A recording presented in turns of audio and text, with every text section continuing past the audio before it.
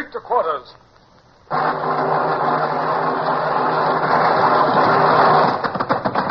out the guns. Stand by the starboard battery. One broadside into her, if you please, Captain Bush. Pointers on target. Linstops ready. Aye, aye, sir. Ready. Fire!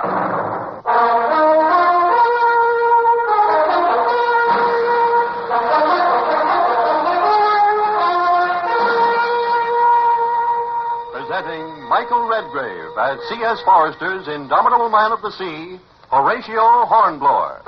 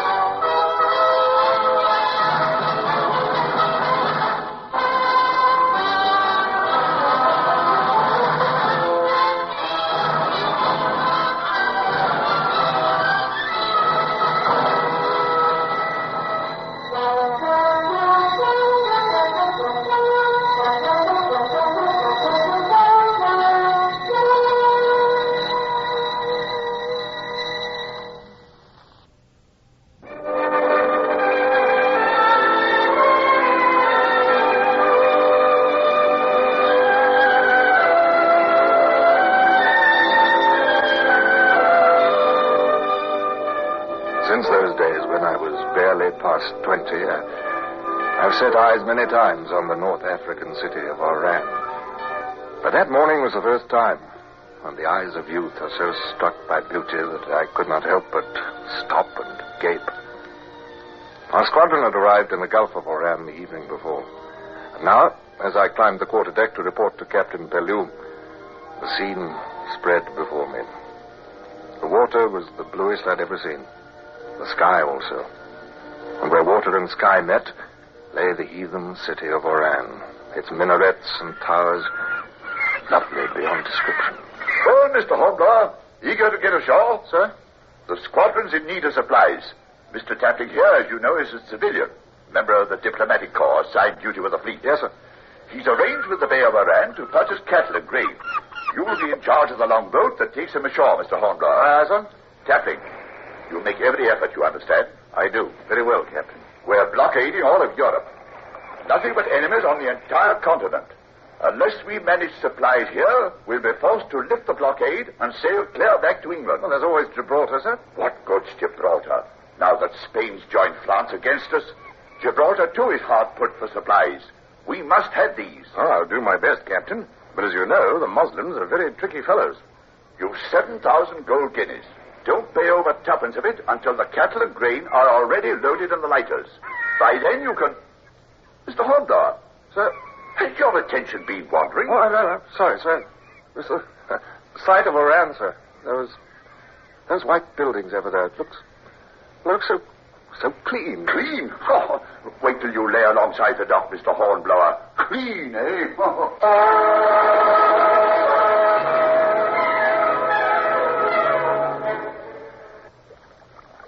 All right, boat oars. Boat oars! You in the bow there, Hunter. Stand by to secure onto that firing. Mr. Tapling, that man over there standing on the dock, is he waiting for us, do you think? Big black man in a blue robe? Yes. Yes, that's him, Dura, representative of his master, the ruler of Oran. He's very, very picturesque.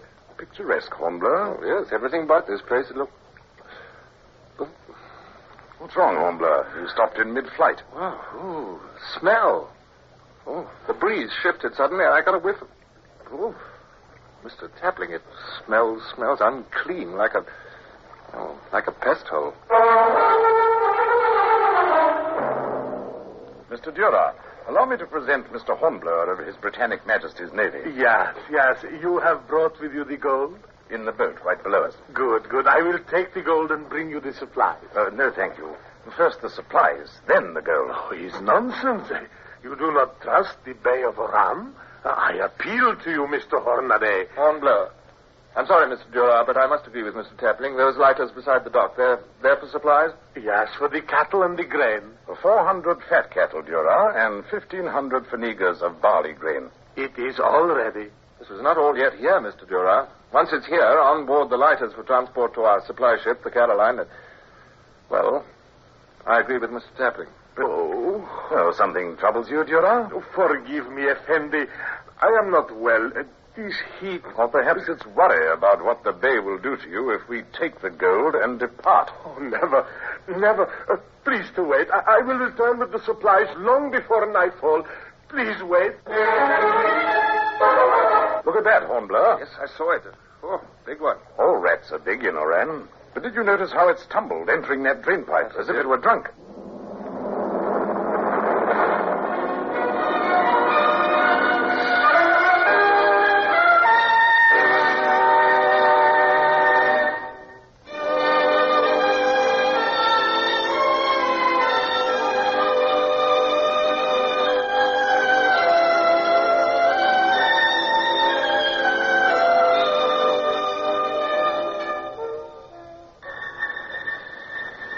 The men to spread an awning against the rays of the sun. And we sat under it, all of us. Tapling, our crew from the longboat, and I. Out beyond the harbor, the Indefatigable stood under furled sail, with the Caroline beside her. The ocean looked cool and pleasant, but we drew small comfort from it. Natives in long robes came and went, and one of them seemed almost as badly off as the rat. Hey, Tapling. Yes? Look. Isn't that Duras coming back? Oh, let me see. Yes, it is. With a string of loaded donkeys and a herd of cattle, and men carrying grain sacks. Scrawny cattle. Oh, we're lucky to get even these. All right, Mr. Duras. Load them on the lighters and we'll hand over the gold. Lively now.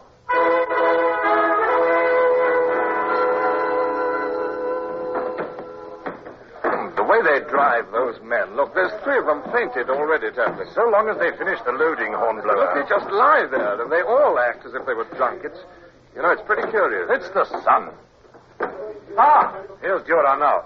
Capital, Mr. Duras. Everything's just about on board. Oh, Hornblower, if you'll have that gold handed up. Tapling. Hey, wait a minute. What? Mr. Duras, what is it? What's the matter? I am most ill. Oh, Lord, bloody sir, that he is. He's swaying like a stiff crossways to the waist. I so hot. I feel burning out. Oh, the sun. No, my head. Stand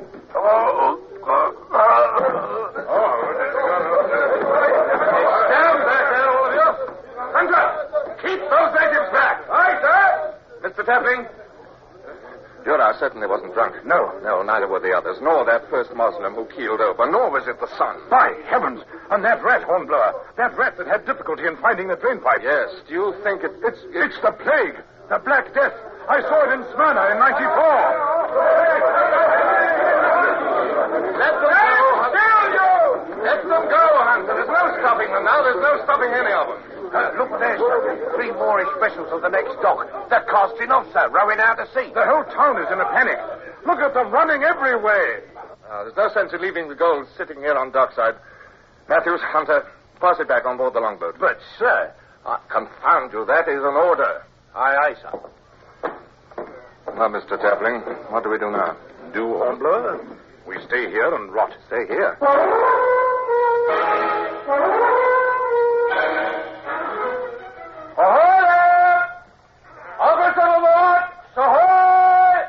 Hornblower! What on earth is all this bellowing going on under my cabin window? Come aboard, sir! Sir, we can't come aboard. That's close enough, Mr. Hornblower. Way enough, Matthews. Aye, sir. Ease on. Quite close enough. Now, you said something about a request, Mr. Hornblower. Sir, the cattle and grain are already in the lighters at dockside. They can be transferred to the Caroline. By whom? I'll not risk any more men in Oran. Sir, by us. You? Yes, sir. There are 20 of us, counting Mr. Tapling and myself, and we can sail the Caroline ourselves, sir. Sail it?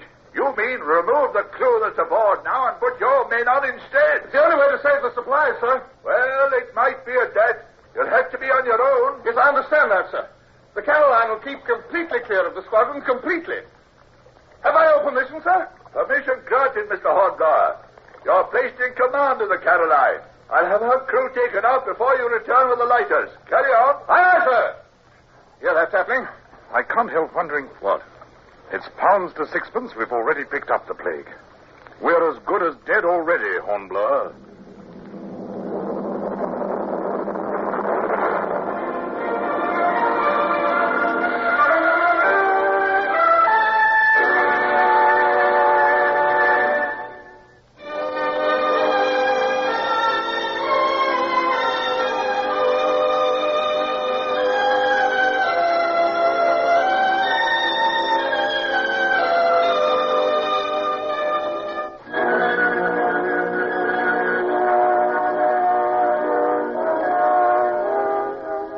I shall never forget how hard we worked that afternoon, and all through the night, taking over an empty ship and loading into it all that vast amount of cattle and grain.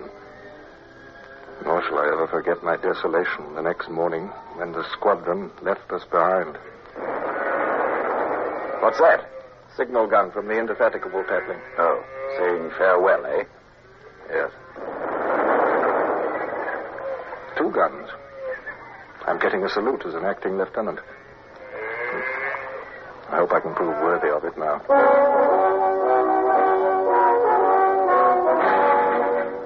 Not until late that afternoon will we prepared to set sail and leave the Gulf of Oran. And before we did, one of the Moorish craft called Xebecs came rowing out from the harbor. Strange gibberish was called at us. What on earth are they saying, Tapling? Can you make it out? Oh, something about their money, I The think. money? Oh, the 7,000 guineas. Well, at least they're not frightened enough of the plague to forget that, are they? Well, they're frightened enough to stay well clear. Well, the money's theirs. There's no doubt of that. Well, how will we get it to them unless we close in? Well, tell them we'll seal it up in a couple of rum puncheons and float it down to them. I'm just as anxious to stay clear of them as they are of us. Matthews? Sir. See to it at once. Oh, and Matthews, have the crew stand by to hoist sail. We've a long 3 weeks ahead of us.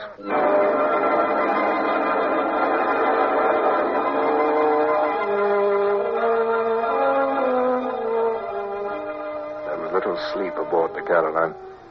With but 20 men to handle her, we had our hands full. There were other problems as well. Sir, this Noah's Ark smells worse than Oran does. We'll have to do something about them cattle, sir. The men will have to do double duty, Matthews. I want every man to stand the second watch. And it will be employed in mucking out. Mucking out, Cleaning the cattle stalls, Matthews. Haven't you ever been a farmer? Cleaning out the stalls.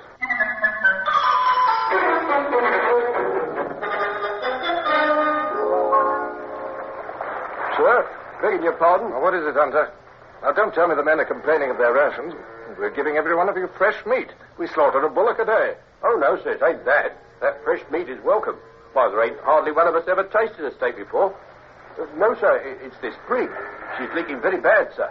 She's leaking very bad. Well, we'll man the pumps. Pumps night and day.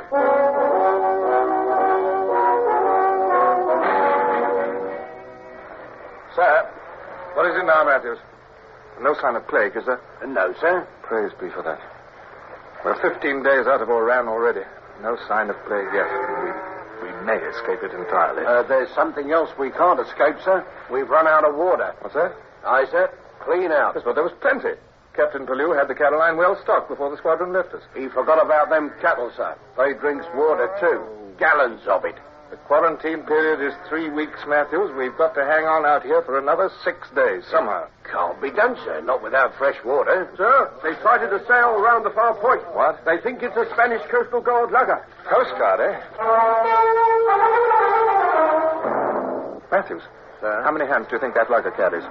How many, sir? Yes. Well, I should judge 25. Yes, so should I. Well, at the outside, 30, and we have 20.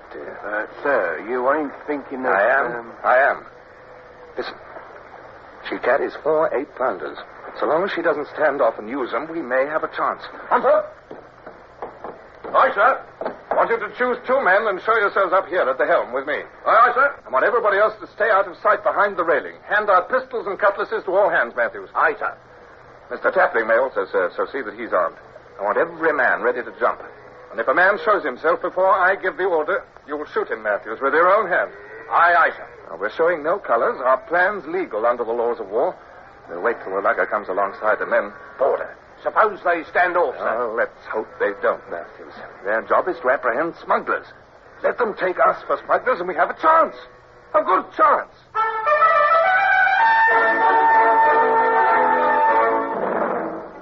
I remember even now how excited I was, how my knees trembled and to what pains I went to conceal it.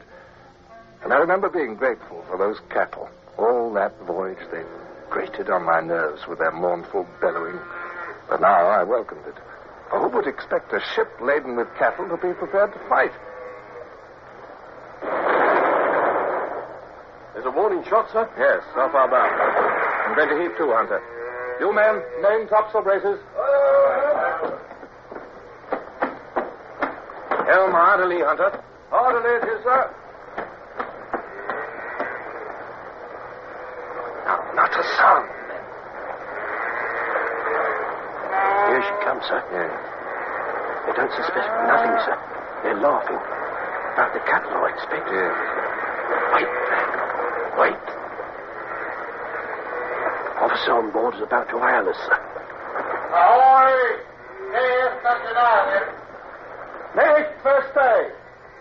Stand by. We come alongside. Yeah. Yeah. Come ahead. Come right alongside. You'll stay at the helm, Hunter. Aye, sir. They're close. Yes. Beg pardon, sir. What is it? Are you going to board her? What? Well, certainly. You forgot to arm yourself, sir. You forgot a pistol or even a cutlass. The lugger was alongside. I had no time to remedy my lack of weapons. I'm certain that my voice cracked when I gave the command for my crew to follow me. I ran across the deck and with a gulp flung myself down upon the Spaniard's deck. The men came pouring down.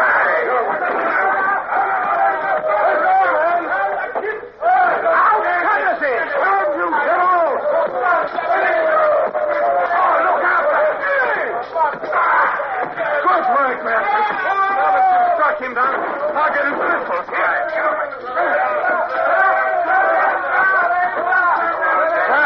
Give it up. Yes, they are, Matthews. Hold on. Hold back. Hold. Now, throw down those cutlasses. Drop your arms to the deck. Anyone hurt? Matthews, you'll take her over as a prize. Aye, sir. Strike her colors and run up our own. Aye, aye, sir. John, faster. Yes. By heaven, Hornblower, you did it. I've never enjoyed anything so much in all my life. Taking a prize. We were fortunate, Mr. Tatley. Why, I've never... Hornblower, I clean forgot. What? There hasn't been a sign of the plague since we set out. Quarantine period will soon be over. Can't we head for Gibraltar with safety? Yes. I'm certain of it, Mr. Tatley.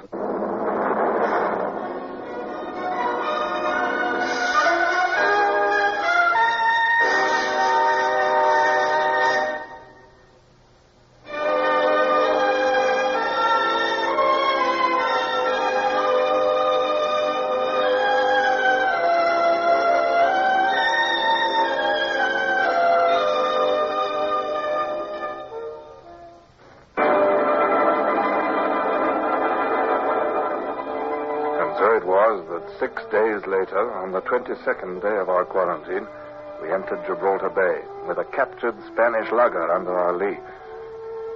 I was a proud young fellow. Acting Lieutenant Hornblower, safely in with supplies for the fleet, and a prize to boot. But if I expected praise, I got little of it. I reported to Captain Ballou. He nodded and dismissed me. And the only comment I received came from the chief commissary of the squadron when I presented to him my accounting of the supplies. Mr. Hornblower, you mean to tell me that you allowed your crew to eat fresh beef, a bullock a day for your men? That was wanton extravagance, Mr. Hornblower. I'm surprised at you. Yes, sir.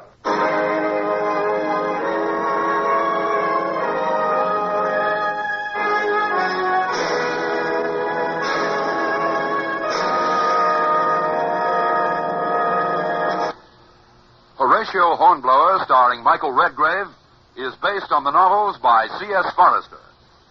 Music composed and conducted by Sidney Torch. Produced by Harry Allen Towers.